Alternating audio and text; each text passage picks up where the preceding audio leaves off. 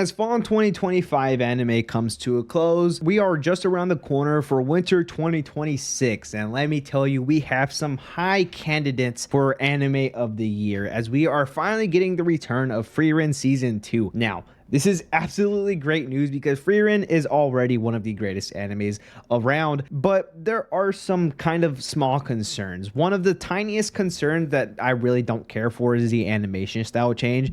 You can barely tell the difference, especially if there's going to be more action in this season. It's not really going to matter, but if you're going to put side-by-side comparisons of season 1 Frieren to season 2 Frieren, you're able to notice, but at the same time, it's not so drastic to the point where it looks disgusting or just unwatchable. So that's literally like the least of the concerns about this series. But the big problem is, and it's not more of a concern of the anime, but for the manga and the future of the anime, because right now the manga is still on an indefinite hiatus. We still haven't heard any news about the manga coming back, and I mean, we're all shaking in our boots right now because it kind of just puts the anime at stake. I mean, season 2 is already being in production. We're gonna get the anime here soon, and if it follows the same formula as season 1 with 24 episodes and possibly splitting it into 2 cores, then that leaves us with barely anything for season 3 or a potential season 3. If anything, it's only probably going to fit like an episode and a half. But other than that, we have nothing else waiting for us after the season ends. We have to wait for a very long time. We're all here for a good time, not a long time, so we're going to enjoy what we have for this anime, and Frieren is not going to let us down because, I mean, dude,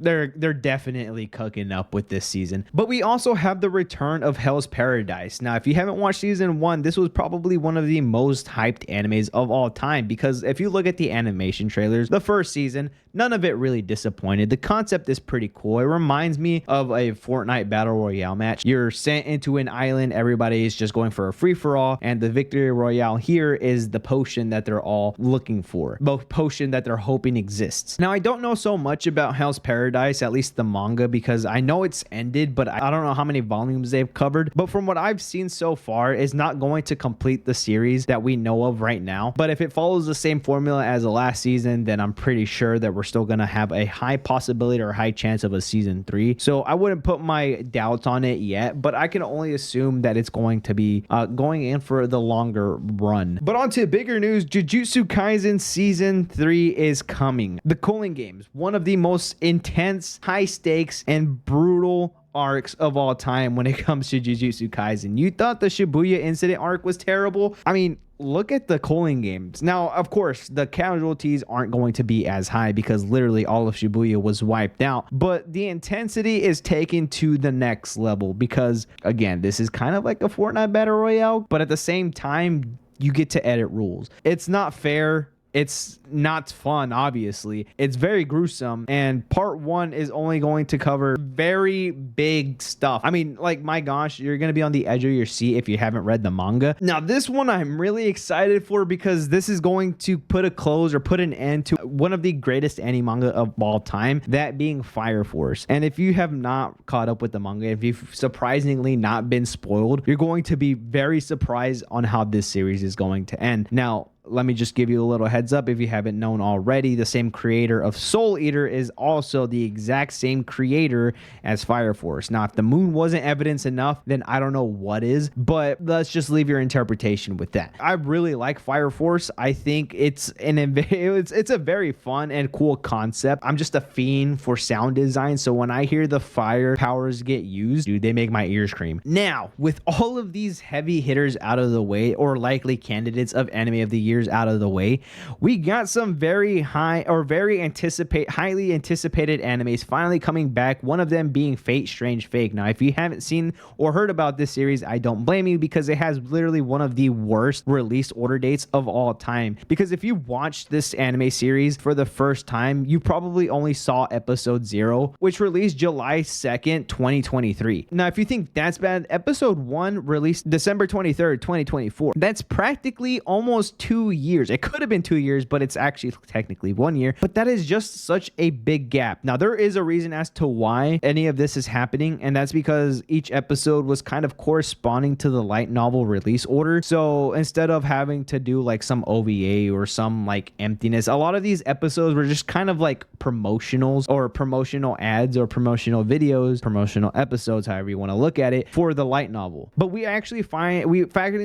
actually have an official announcement or an official series, an actual season coming out with hopefully 12 episodes, but each episode roughly going around 24 minutes, and it's going to be dropping January 3rd, 2026. It's coming a lot sooner than we had anticipated, and I'm actually pretty glad, because if you haven't seen any of these episodes, go watch them right now. Click off, because you're going to be blown away. This isn't animated by Ufotable. This is animated by A1 Pictures, but my gosh, they did not disappoint, because the character models look phenomenal, the choreography and the special effects look phenomenal. Like, everything just looks so great. But steering away from all the action-packed and shonen animes, we're going to move on to a romance or slice of life, but still very dramatic anime series, that being Oshinoko Season 3. Now, if I pronounced that wrong and it irked you, I'm sorry. I have yet to watch this anime, but I do know that this is a very good, very favorited anime in terms of drama. Now, I know the first episode is completely depressing, and if you didn't know, this is a little fun fact. The universe that Yoshinoko takes place in is in the same exact universe that Kaguya-sama Loveless War is in. Pretty cool. Just a little fun fact to throw in there, but I can't wait to actually watch this series sometime soon. Now, with all of everything that I've said, I know I mentioned a lot of the heavy hitters and anime of the year candidates,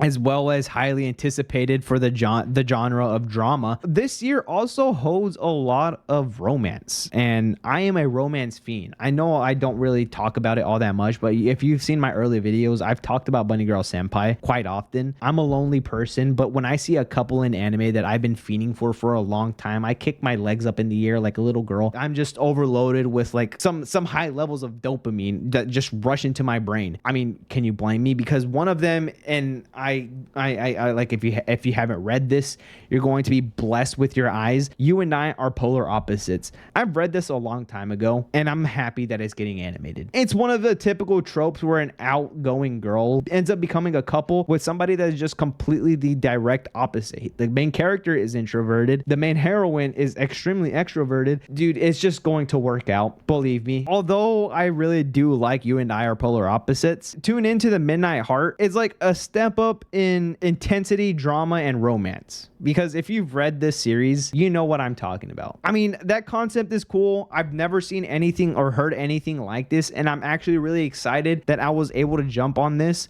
while it was still being popular in the manga. But it just makes my heart happy seeing that this is going to be an anime. Y'all are going to love this series. I hope y'all enjoy it, because it's not going to disappoint. This one is a very interesting one because it reminds me of the Saw movies, and the anime is called Playing Death Games to Put Food on the Table. And that title doesn't explain it enough. The whole concept is kind of like these maids are playing death games to put food on the table. I don't know how else to explain it. The title explains it perfectly, but from what I've seen on the trailer is I had thought originally that it was going to be like a Fortnite setting again, or like a battle royale free-for-all thing where they're going to have to take each other out, which it can, because again, anything can happen. It's a death game. Death games can consist of 1v1s or some jigsaw type of mechanical gamery or foolery or something like that. So anything could go down. The only thing that I just really dislike is that each of these characters looks so cool. I would just hate for any of these characters